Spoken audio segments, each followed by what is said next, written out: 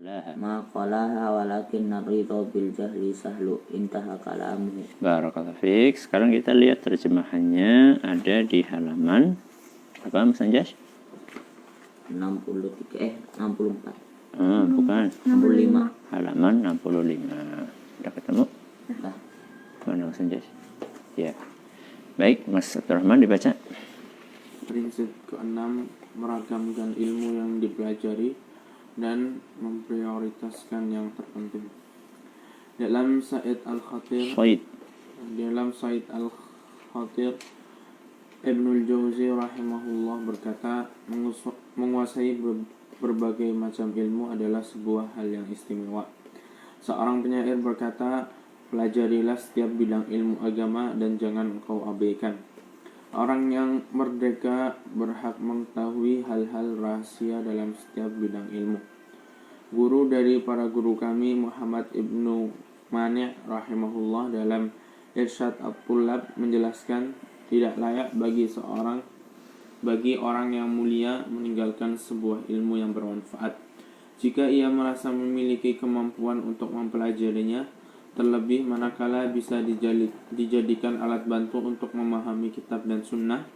Tidak pantas baginya untuk mencela ilmu yang tidak diketahuinya atau merendahkan orang yang mengetahui ilmu tersebut. Sungguh perilaku tersebut adalah sebuah kekurangan dan kehinaan. Orang yang berakal seharusnya berbicara berdasarkan ilmu atau diam berdasarkan kebijaksanaan. Jika tidak, maka ia bisa dikategorikan dalam Umeo.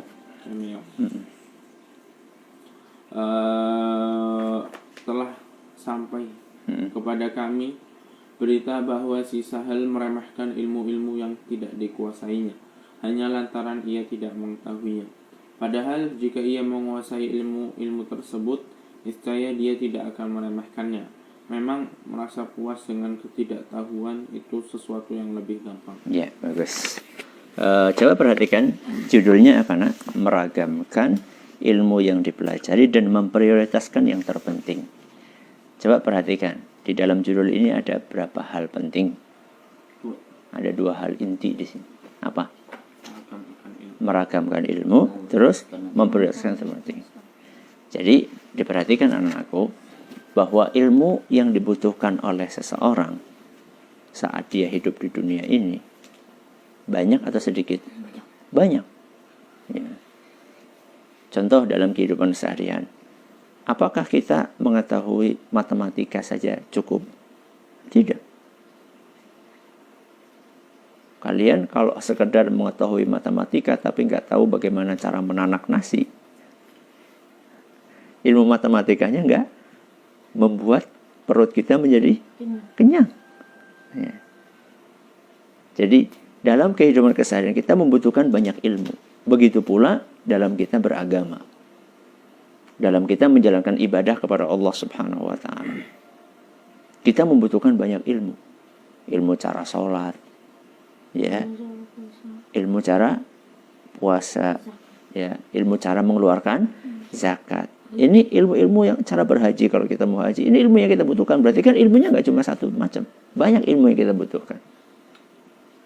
Apalagi kalau misalnya kita pengen menjadi da'i, pengen menjadi ustadz, pengen menjadi ulama yang mewarisi ilmu para nabi. Wah, itu lebih harus menguasai banyak ilmu.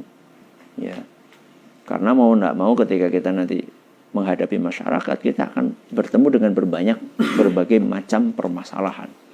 Belum lagi untuk memahami kitab-kitab para ulama. Memahami kitab tafsir aja, satu kitab tafsir. Itu kita harus punya modal ilmu yang bermacam-macam. Ilmu tentang bahasa Arab.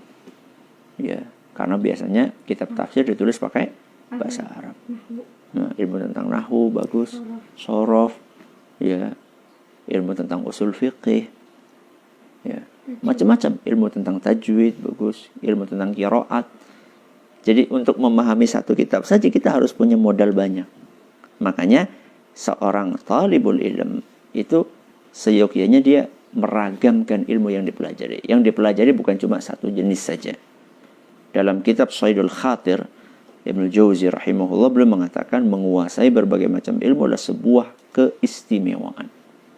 Ya, jadi kalau ada orang memahami ilmu yang banyak itu istimewa, dan itu semakin kesini, maksudnya semakin zaman semakin mundur kesini ke arah sini itu semakin sedikit. Kalau zaman dahulu rata-rata ada nama ulama nih ya, ulama itu rata-rata mereka menguasai semua jenis ilmu. Ya. Contoh misalnya Imam Malik misalnya, ya Imam Malik bin Anas misalnya, itu beliau bukan cuma ahli dalam hadis saja, beliau juga ahli dalam fikih, ahli dalam Al-Quran, ahli dalam akidah, ahli dalam nahwu, jelas. Ya. Kemudian ulama-ulama yang lain begitu pula. Syekhul Islam Ibnu Taimiyah rahimahullah itu kalau sudah bicara tentang tafsir misalnya ya, itu saking luasnya sampai orang pikir beliau ini tidak menguasai kecuali tafsir aja. Saking apanya? Saking dahsyatnya beliau dalam menyampaikan. Nanti kalau beliau sedang ceramah tentang hadis, orang pun pikirnya kayak gitu. Ini saking pintarnya, ini kayaknya nggak menguasai kecuali hadis saja. Dan semua bidang ilmu itu beliau seperti itu. Hadis oke, tafsir oke, akidah apalagi. Itulah para ulama kita. Nah, kalau di zaman ini kebalikannya. Di zaman ini rata-rata mereka mudah mengambil spesialisasi. Fakultas ya fakultas hadis misalnya. Berarti dia itu mendalami hadis saja. Sedangkan yang lain-lainnya enggak. Ya. Semakin ke belakang sini itu semakin sempit ilmu. Ya. Nah, makanya kita berusaha untuk meragamkan ilmu yang dipelajari. Seorang penyair mengatakan, pelajarilah setiap bidang ilmu agama, jangan engkau abaikan. Orang yang merdeka berhak mengetahui hal-hal yang rahasia dalam setiap bidang ilmu. Ini nasihat dari seorang penyair. Kemudian di sini ada disampaikan guru dari gurunya. Guru dari para guru penulis kitab ini yaitu Syekh Shalih Al-Utsaimin, Syekh Muhammad bin Mani, beliau mengatakan tidak layak bagi orang yang mulia meninggalkan sebuah ilmu yang bermanfaat. Pokoknya kalau ilmu itu bermanfaat, maka pelajari. Ya, apalagi seandainya ilmu itu bisa dijadikan sebagai alat untuk membantu kita memahami kitab dan sunnah. Ya. Jangan sampai kita, apa itu balaghah? Ya, ada seorang gitu kan, apa itu balaghah? Kenapa dia mencela? Masih? Karena dia nggak tahu. Yang paling gampang itu adalah mencela sesuatu yang tidak ditahu. Ya. Gampang banget. Nggak penting. Iya, karena nanti nggak tahu, makanya nanti bilang nggak penting. Ya. Tapi kalau kita tahu betapa pentingnya ilmu balaghah, misalnya, untuk merasakan keindahan ayat-ayat Al-Quran, maka kita akan paham. Ya. Kita akan belajar. Balaghah itu, Mas Anjasyah atau Mas Rukasyah, itu nanti ilmu yang akan kalian pelajari setelah kalian belajar nahwu, sorof. Ya. Jadi jangan sampai belum paham nahwu, sorof sudah belajar apa? Balaghah, jangan, gak nyambung nanti. Setelah tahu kaidah-kaidah tata bahasa, baru kemudian kita belajar tentang seni mengungkapkan kalimat dengan indah. Ya. Itu. Kemudian beliau mengatakan orang yang berakal itu bicara dengan ilmu dan diam pun berdasarkan kebijaksanaan. Jadi kalau orang yang berilmu, orang yang bijaksana, dia akan bicara saat waktu memang berbicara, saatnya untuk berbicara, atau diam saatnya memang harus diam. Ini adalah poin yang pertama. Jadi kita berusaha untuk meragamkan ilmu yang kita pelajari, nahwu, sorof, nanti ada akidah, ada tafsir, ada hadis, ya, ada tajwid. Jadi seperti kalian ada pelajaran macam-macam ini, itu memang yang seharusnya sebaiknya dimiliki oleh para calon dai, para calon ulama. Dan tapi bagaimana caranya, ini akan kita bahas besok. Ini akan kita bahas besok. Bukan berarti kemudian karena kita pengen menguasai semua ilmu ini terus kita langsung belajar semuanya satu waktu. Ya gak bisa. Ya, itu seperti orang yang ngelihat ada makanan banyak nih. Ada sate, ada gulai, ada apa lagi?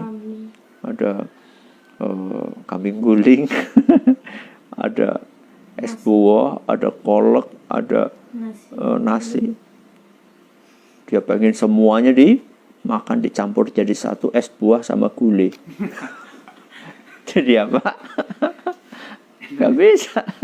Masa es buah dicampur gula diapain? Diaduk. Nggak bisa. Harus apa? Satu-satu. Ya, harus satu-satu. Itu yang akan besok. Tapi mana dulu? Mana dulu, es buah dulu atau gulai dulu? Yang mana dulu? Ya, ini yang akan kita pelajari besok. Ya, mana yang harus diprioritaskan? Wallahu a'lam bishawab. Mudah-mudahan bermanfaat. Kita akhiri dengan subhanakallahumma wa bihamdika asyhadu an la ilaha illa anta astaghfiruka wa atubu ilaik. Assalamualaikum warahmatullahi wabarakatuh.